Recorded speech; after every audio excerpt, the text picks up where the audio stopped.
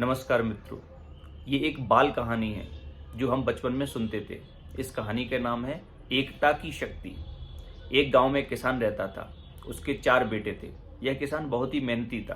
क्योंकि यह मेहनती था तो उसको देखकर उसके बेटे भी चारों मेहनती थे।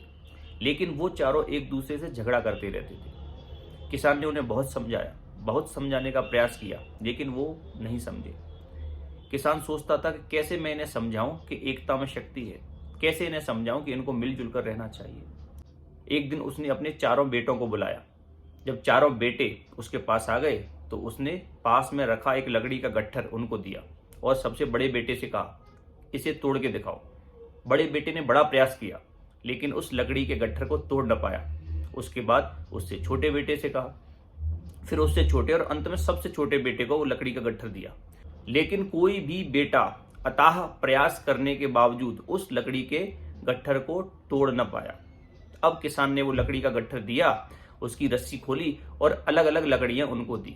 चारों बेटों ने बड़ी ही आसानी से उन लकड़ियों को तोड़ दिया। इसके बाद किसान ने उनको समझाया कि देखा तुमने, जब तक ये लकड़ियां इकट्ठी थी तब तक आप में से कोई भी इसका बाल भी बांका न कर पाया था, और जब ये लकड़ियां अलग अलग हो गई तो आपने आसानी से इनको तोड़ दिया। इसी प्रकार अगर आप चारों लोग इकट्ठा रहोगे तो कोई भी आपको कुछ भी नुकसान नहीं पहुंचा सकता, और अगर आप अलग अलग रहे, लड़ते रहे, तो कोई भी आपको नुकसान पहुंचा सकता है। मित्रों, इससे हमें सीख मिलती है कि हमें परिवार में, पड़ोसियों के साथ, समाज में जहां तक हो सके एकता पूर्वक रहना चाहिए, इकट्ठा रहना चाहिए, जिससे कोई भी आपको नुकसान न पहुंचा पाए। नमस्कार।